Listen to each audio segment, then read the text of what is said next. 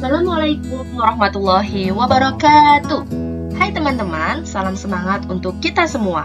Perkenalkan, nama saya Inneke Rahmawati. Saya mahasiswa UNY PGSD, PPG Prajabatan Gelombang 1 tahun 2022. Di sini saya ingin memaparkan tugas mata kuliah pemahaman peserta didik untuk topik penyusunan profiling peserta didik. Simak ya teman-teman. Dalam penyusunan profiling peserta didik, kita harus memperhatikan yang pertama, perkembangan fisik dan motorik peserta didik. Yang kedua, perkembangan psikologis peserta didik. Yang ketiga, gaya belajar peserta didik.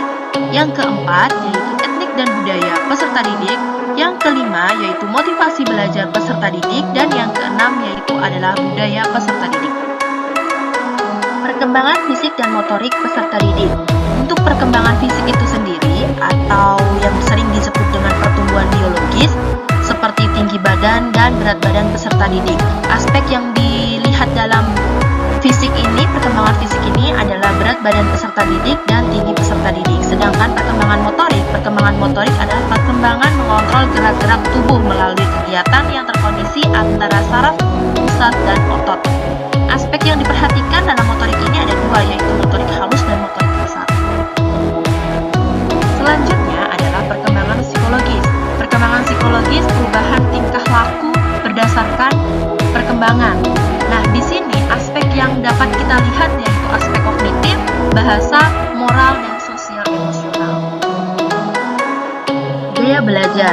Gaya belajar adalah kombinasi dari bagaimana seseorang menyerap pengetahuan dan bagaimana informasi atau pengetahuan yang diperoleh diatur dan diproses. Nah, di sini gaya belajar peserta didik itu pasti berbeda-beda. Nah, di sini ada tiga aspek. Yang pertama ada visual, audio teorial, dan kinestetik. Etnik dan budaya.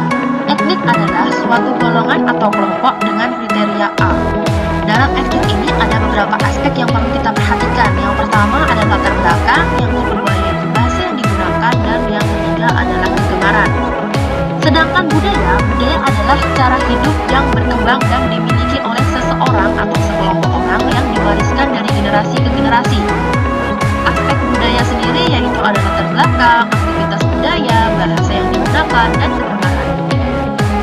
Motivasi belajar. Motivasi belajar adalah hasrat yang timbul pada diri peserta didik yang menyebabkan kegiatan belajar itu akan merasa menyenangkan atau akan merasa tidak terasa pelajarannya. Nah, aspek yang terdapat dalam motivasi belajar ini yang pertama yaitu motivasi mengikuti pelajaran di dalam kelas.